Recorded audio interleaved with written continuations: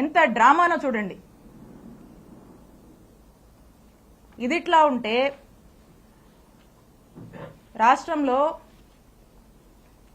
Electricity ఛార్జీలు పెరిగి ప్రజలు అనేక ఇబ్బందులు పడుతూ ఉంటే వారికి అండగా ఉందామని మా వైఎస్ఆర్ కాంగ్రెస్ పార్టీ నాయకుడు మా జగనన్న పిలుపునిస్తే విద్యుత్ పోర్ అనే కార్యక్రమంలో భాగంగా రాష్ట్ర వ్యాప్తంగా మా వైఎస్ఆర్ కాంగ్రెస్ పార్టీ వాళ్ళంతా కూడా అన్ని నియోజకవర్గాల్లో ఎలక్ట్రిసిటీ ఆఫీసెస్ కి వెళ్లి అక్కడ ప్రజలు ఇబ్బంది పడుతున్నారు, ప్రభుత్వం దృష్టికి ఇది తీసుకువెళ్ళాలి, ప్రజలకి భారం అవుతుంది, ఖచ్చితంగా ప్రభుత్వం దీనికి రెస్పాన్సిబిలిటీ వహించాలి, ఈ ఛార్జీలు తగ్గించాలని మేము రిప్రజెంటేషన్ ఇస్తే స్టేట్ మొత్తం జరిగితే కానీ ఇక్కడ మన చిలుకూరుపేటలో మాత్రమే స్పెషల్.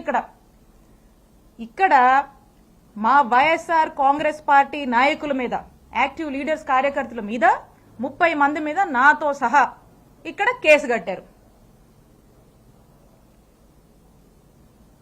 ఇక్కడంట వైఎస్ఆర్ కాంగ్రెస్ పార్టీకి సంబంధించినటువంటి నాయకులు కార్యకర్తలు బయటికి రావద్దు, యాక్టివిటీస్ చేయొద్దు, ఎక్కడ కూడా గొంతెత్తి మాట్లాడొద్దు, ఎవ్వరూ కదలాడకూడదంట.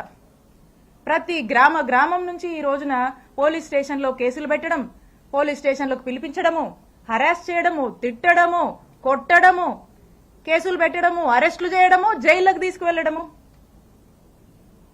ఈ విధమైనటువంటి అరాచక పాలన చిలుకూరుపేట నియోజకవర్గంలో నడుస్తోంది.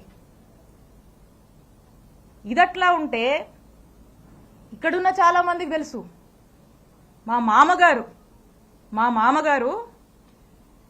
80 సంవత్సరాల వయసు కన్నా పెద్దోడండి. ఆ వయసులో ఉన్నటువంటి పెద్ద మనిషి మీద కూడా కేసు కట్టించాడు ఈ ఎమ్మెల్యే పుల్లారావు.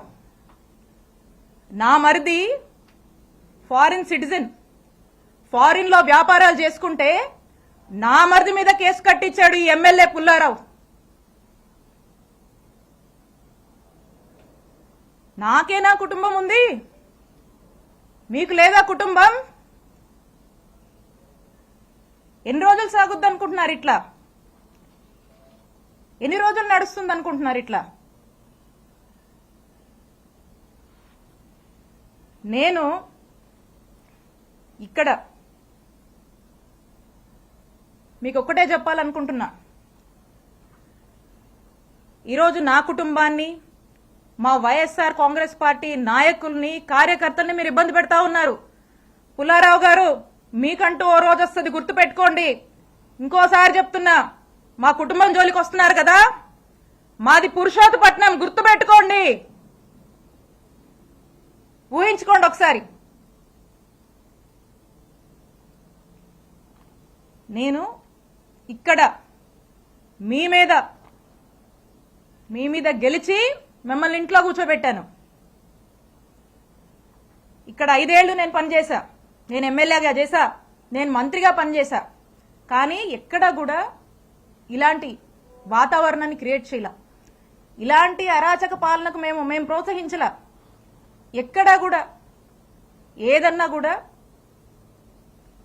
చట్టం తన పని తాను చేసుకుపోయింది తప్పితే మేము ప్రొవోక్ చేసి, మేము మా ఇంట్రెస్ట్లు ఏవి చెప్పి ప్రజల్ని ఇబ్బంది పెడుతూ ఈ రకమైనటువంటి అక్రమాలకు మేము పాల్పడలా.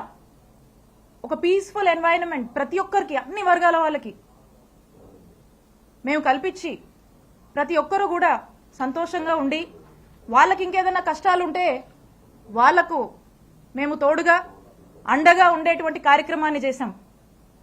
ఇక్కడ నేను ఎమ్మెల్యేగా ఉండి, ఇక్కడ మంత్రిగా ఉండి, ఇక్కడున్నటువంటి ప్రజలకు కొన్ని వేల కోట్లతో గవర్నమెంట్ హాస్పిటల్ నిర్మాణం చేస్తే ఈ రోజున మన చుట్టుపక్కల ఉన్నటువంటి నియర్ బై ఉన్నటువంటి జిల్లాల్లో వాళ్ళు కూడా, మనకి ఇటు ఉన్నటువంటి ఊర్లలో అందరూ కూడా చక్కగా వచ్చి ఈరోజు వేల సంఖ్యలో చక్కటి వైద్య సేవలు పొందుతున్నారు.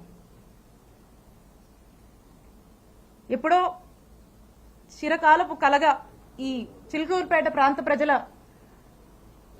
కలగా ఏదైతే బైపాస్ ఉందో, ఆ బైపాస్ కి సంబంధించి ఏదైతే ల్యాండ్ అక్విజిషన్ లో భాగంగా రైతులకు డబ్బులు రావాల్సి ఉందో ఆ డబ్బులను